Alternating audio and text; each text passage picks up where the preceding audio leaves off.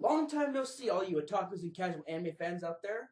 Tyler Junky back to bring you my second review from fall 2013. Here's my question for you this time around, guys.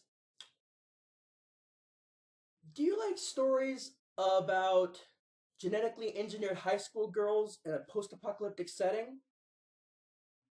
If so, then the following anime is just perfect for you. Welcome to my review of Coppelion. Special thanks goes to evetaku for the fan subs.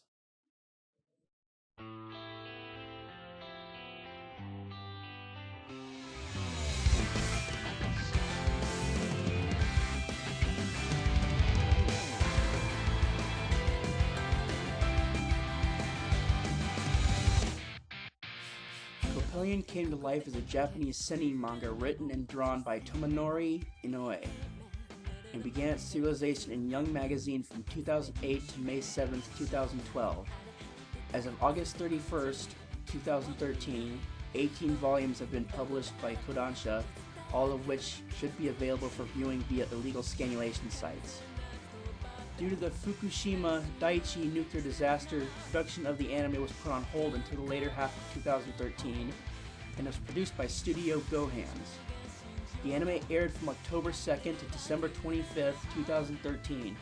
Character designs were handled by Shingo Suzuki, who also worked on Gantz and mardock Scramble. Sound direction is by Hideo Takahashi and script by Makoto Nakamura. The anime is licensed by Viz Media for North American streaming services, and also is having a DVD release sometime this year.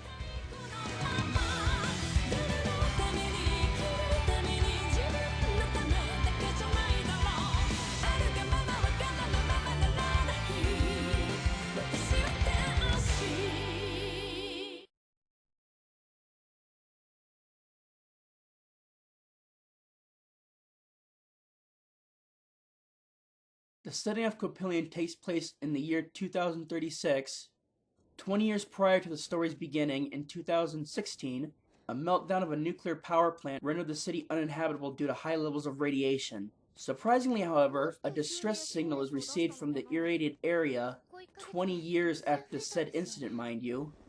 So, the Japanese Ground Self-Defense Force, JSDF for short, dispatches 3 teenage high school girls from the 3rd Special Forces Division, codenamed Coppelion. Due to genetic engineering, the 3 young ladies are immune to radiation, allowing them to proceed through the hazardous radiation-filled wasteland to find survivors. Okay, wait a second. Does anyone else have a problem with this scenario?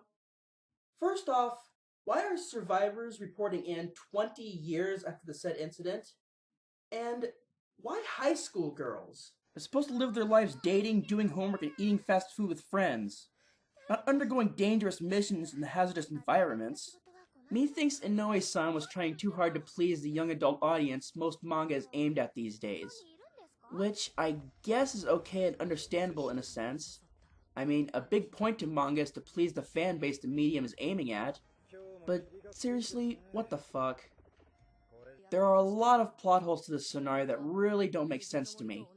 Sending teenage schoolgirls into such an environment is like sending a 10-year-old to clean out a crack house inhabited by a bunch of Crips. It's child fucking endangerment! And I know it may be a bit early, but let me mention the anime's ending right off the bat. Once again, we have an anime that doesn't cover the full manga, as it is still ongoing, and covering the whole thing would hurt the manga's sales revenue. But this ending is actually satisfying. Unlike the irritating ending of Attack on Titan, this one at least dulls some of the pain.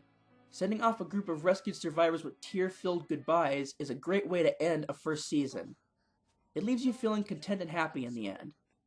Unless there's a second season, those of you who want to continue with the story might just have to go with either buying the manga or reading it on Manga Reader or some shit.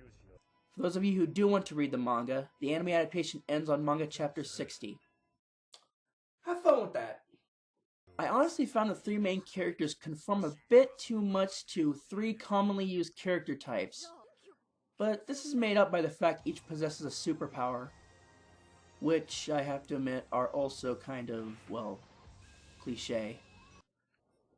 First we have the competent leader of the group, Ibara Naruse. This girl fits the noble leader role quite nicely, always setting an example for her comrades, confident, skilled, and brave. But she's still very much a young girl, crying when things get tough or when someone dies, as any leader has to do sometimes to remain sane. As for her power, well, she possesses super strength and agility. Nothing really different there. Then there's Aoi Fukasaku, the whiny, emotional scaredy cat of the group. In the beginning, she's spry and happy-go-lucky, but is pretty much the first one to always freak out and run away in the face of danger. She's also very self-conscious and has a guilt complex, believing she hinders her squad mates and isolates herself in fear of screwing it up for everyone. To sum it up, she's the most annoying and whiny of the three. Her special power is levitation and force fields. Unfortunately though, we rarely see her use it.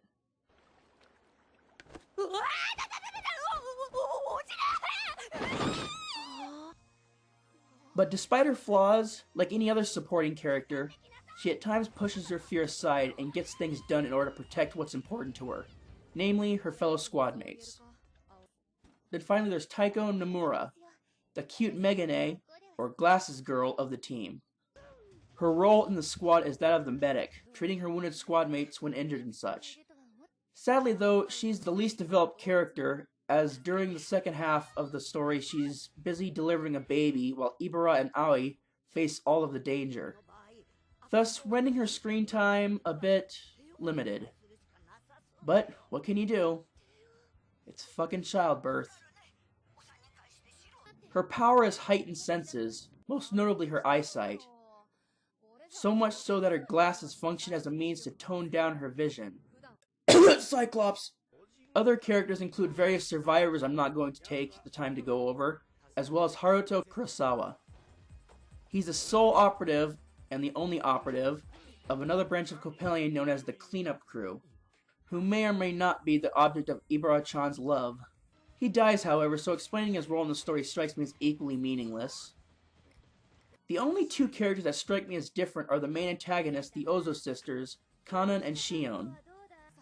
The best word to describe these girls would have to be insane. But not so much the scary kind of insane, more like the comical kind of insane. They're the kind of villains who smile and have fun while doing their dark deeds. To them, blowing things up and killing people is no different than launching bottle rockets at a group of cheerleaders. Think of them as two anime versions of the Joker from The Dark Knight.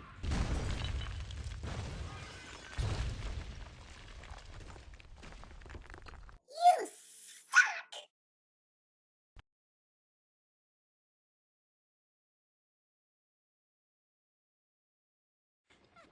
I have to say, the animation here is where this anime truly shines. Gohands are the people who brought us the awesome cyberpunk adventure trilogy, Mardock Scramble. If you've seen any of the 3 animated films, then you'll know what to expect here. The action is fucking unbelievable. You'll see these girls fighting an F-117 Nighthawk with a huge-ass RPG, and dodging gunfire on a jeep during a fabulous chase scene through a building.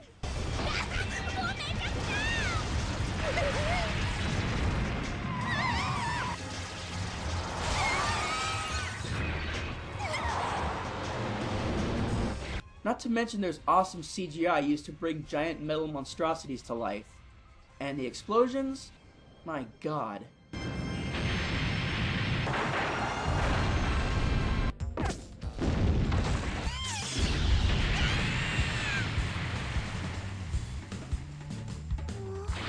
Everything goes with a steady flow, making the combat exciting and smooth. And trust me, there's a lot of it. One might argue that the colors look a little dark and the thick lines used to draw the characters are a bit plump, but come on. This cannot be denied a good round of applause. And shock value rules here. This is one of the few animes where you can actually see a Japanese high school girl with a big ass RPG shooting down a frickin' stealth jet. If this isn't a selling point, I just don't know what the fuck is.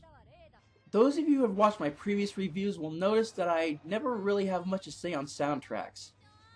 Other than the fact that the soundtrack here is well done, I really don't have nothing else to say on it.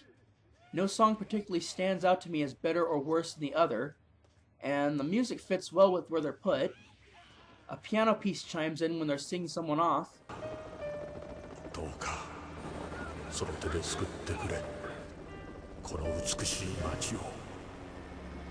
And there's a satisfying orchestral / drum and violin combo during the fight with the Nighthawk.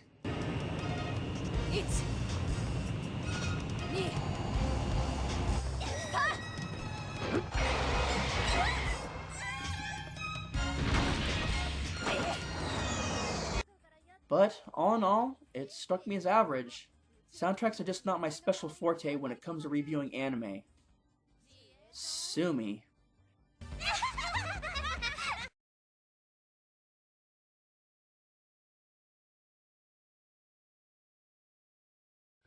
The biggest fail here, as I've already mentioned, is the problems with the story.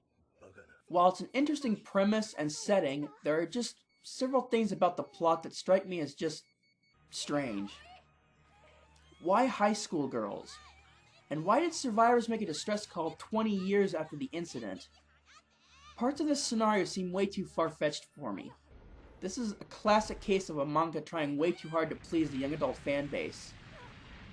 These girls are even dressed in typical high school girl uniforms, yet they're not attending school. You'd think if they were shooting guns and shooting down stealth jets in a post-apocalyptic nuclear wasteland, they'd wear some kind of body armor, or at least a combat vest or something. I don't know, it just irks me.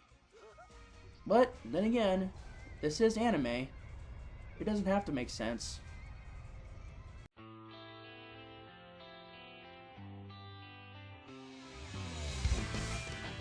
My final say on Coppelion is that it's a good anime, very good in fact, but it has a few traits that are just a little bit cliche.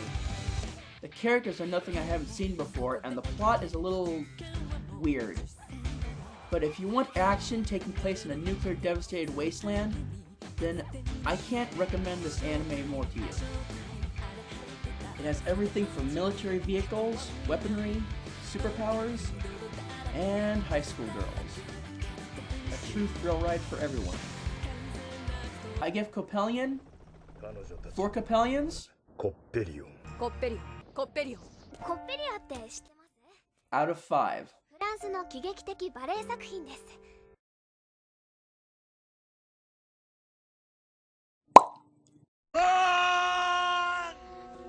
Get to the chopper!